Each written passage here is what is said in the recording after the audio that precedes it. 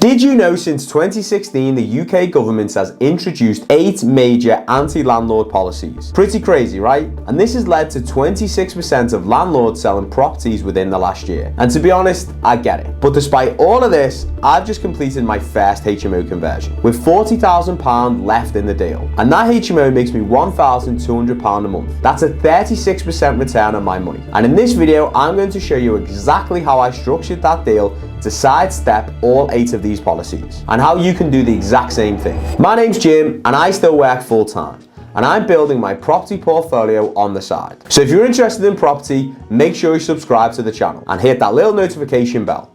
And let's get into it. Now this little belter is a standard 3-bedroom terrace property in the northwest of England. There's loads of these. And I bought it for £134,000 and converted it into a 6-bedroom HMO. And it's now worth £400,000 and it generates me £1,200 a month profit. So if you're investing in property right now or thinking about it, these 8 policies are coming for you too. So make sure you pay attention in this video. I'm going to quickly run through all of the policies first, and then I'm going to break down exactly what I did differently and how you can apply these same things to your property deals. Right, here we go, 8 policies, and this is what we're all up against. Policy 1, which is affectionately known as the Section 24 removal. Now this happened between 2017 to 2020. That was instituted by everyone's least favourite Chancellor, George Osborne. Basically, it meant mortgage interest was no longer deductible from rental income if you own the property in your personal name. Now this was an absolutely massive one, and it basically meant owning properties in your personal name stopped working for landlords virtually overnight. Policy 2 was a 3% stamp duty surcharge, and this was introduced in 2016. So every investment property now costs 3% more upfront. Cheers for that. Policy 3, that stamp duty surcharge was then increased to 5%, and this happened in October 2024. And the best thing about this most recent one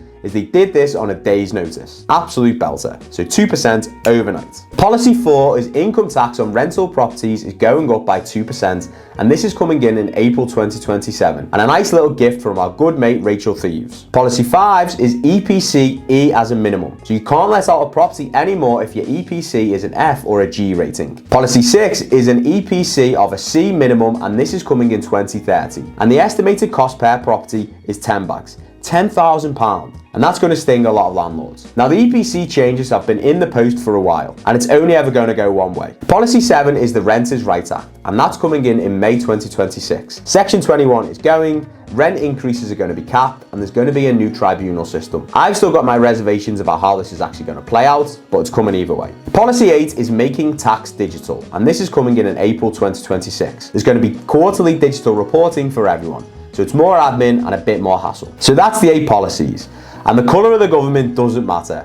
Both sides have absolutely tried to shaft landlords. But it is what it is, and this is what we're dealing with. So let me show you how I structured my deals to get around every single one of these, and how you can do the exact same. So how do you get around Section 24? Well, here's what I did and what you should probably be doing as well. And it's really simple. Set up a limited company. This single decision wipes out 2 of the policies, and you can do the exact same thing. Section 24, the mortgage interest restriction, only applies to landlords who own property in their personal name. Inside a limited company, mortgage interest is still a normal business expense, meaning you can deduct it fully. Same property, same rent, completely different tax treatment. Let me give you a simple example. Let's say you've got rental income of £30,000 a year and mortgage interest of £20,000 a year. You've got other costs, maintenance and bits and bobs of another £5,000. So your actual profit is £5,000. If you own that property personally under Section 24, you're paying tax on way more than just your actual profit. You would pay it on £25,000, not 5. So that maths gets heavy fast. In a limited company, you pay corporation tax at 25% on your actual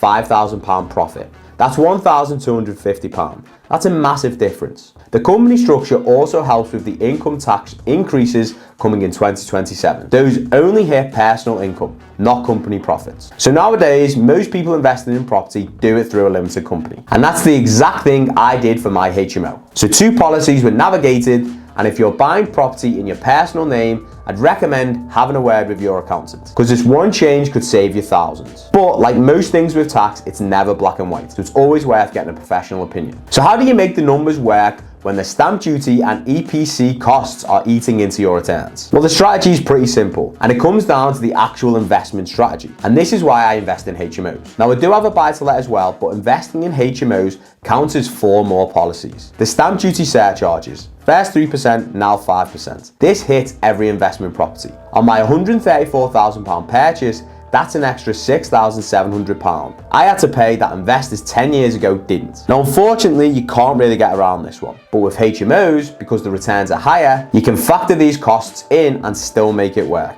With a standard buy-to-let, the yields are a lot lower. So after stamp duties hit, mortgage costs and management, you're still maybe only making a couple of a % return. The numbers are harder to make work now. With HMOs, there's just more fat in the deal. So you can absorb these costs and still profit. Now the big one, EPC requirements. Both the current E minimum and the C, which is coming in 2030. This is where HMOs and HMO conversions have a massive advantage. With these projects, you normally go completely back to brick. When you're taking a 3-bed to a 6-bed, normally all the floors are out, the ceilings are gone, and you're reconfiguring the whole property. So this is the time to do proper upgrades. Insulation everywhere, new windows, new heating system, new radiators, all energy efficient. We actually installed a zone system called Inspire, which means we and the tenants can control the temperature of their rooms individually. So this stops that one tenant who has the window wide open while the heating is blasting, because otherwise we may as well be throwing 20 quid out the window. In a nutshell, you're in the position to do it,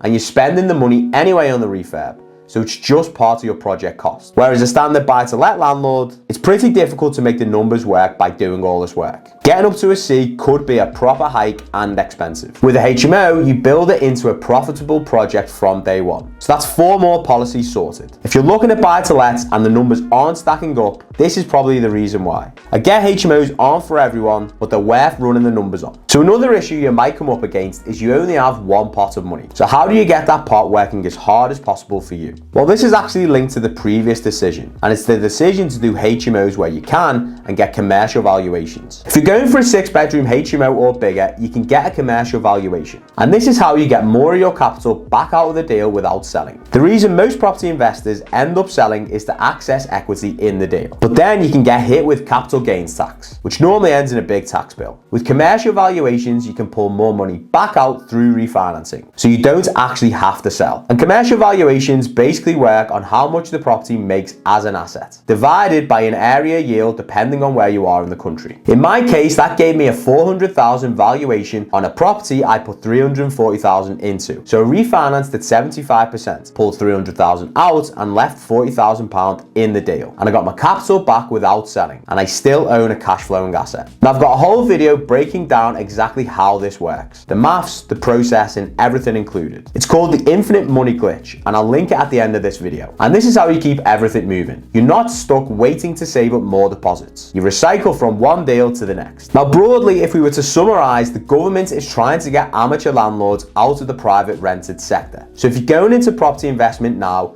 you need to understand that you need to have a business mindset from the get-go. And having this mindset of running your portfolio like a business will counter the last 2 policies. Here's the thing with HMOs. There's already a serious compliance burden. HMO licensing, fire risk assessments, gas safety checks, electrical checks, room size regulations. You've got to be ahead of the curve with this stuff. It's not optional. So when the new regulations come in, such as the Renters' Rights Act, where Section 21 is going, rent increases are going to be capped, and there's going to be a new tribunal system, as well as making tax digital with the quarterly reporting from April 2026. It's just more stuff to add to the mix. If you're already running proper systems, it's going to be manageable. The key here is having a professional letting agent who understands HMOs, someone who can handle all the compliance stuff, the tenant management, the inspections, and this is where the real divide is. These policies aren't designed to stop landlords. They're designed to professionalize the sector and ultimately push out the amateurs and leave the professionals. So if you set up proper systems from the start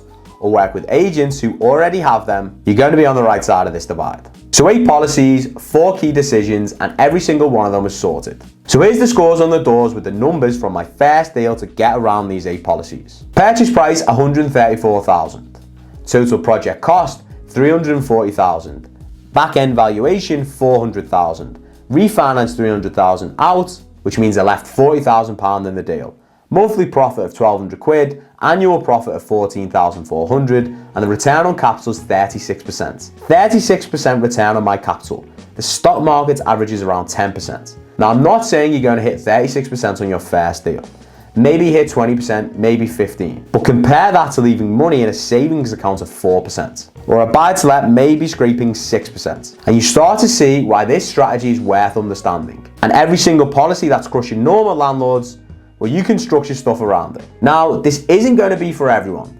But if you've got capital sitting around and you'd rather have someone else do all the work for you, whilst getting exposure to deals like this, that's exactly what I do with investors. So check out the waitlist in the description below. So if you're watching this and thinking about getting into property, or you're already a landlord, wondering why the numbers don't stack on your deals anymore, here's exactly what I do next. First thing, talk to your accountant about limited company structure. 2, run numbers on HMOs in your area. And 3, understand how commercial valuations work. And that's the starting point. And I've got a video to help you understand how these commercial valuations work and how you actually pull your capital back out by recycling it. So it's on screen now, so check it out. And if you want to follow along as I do more of these deals, the numbers, the mistakes, and everything in between, make sure you subscribe as I drop new videos every single Monday. And I'll see you guys in the next one.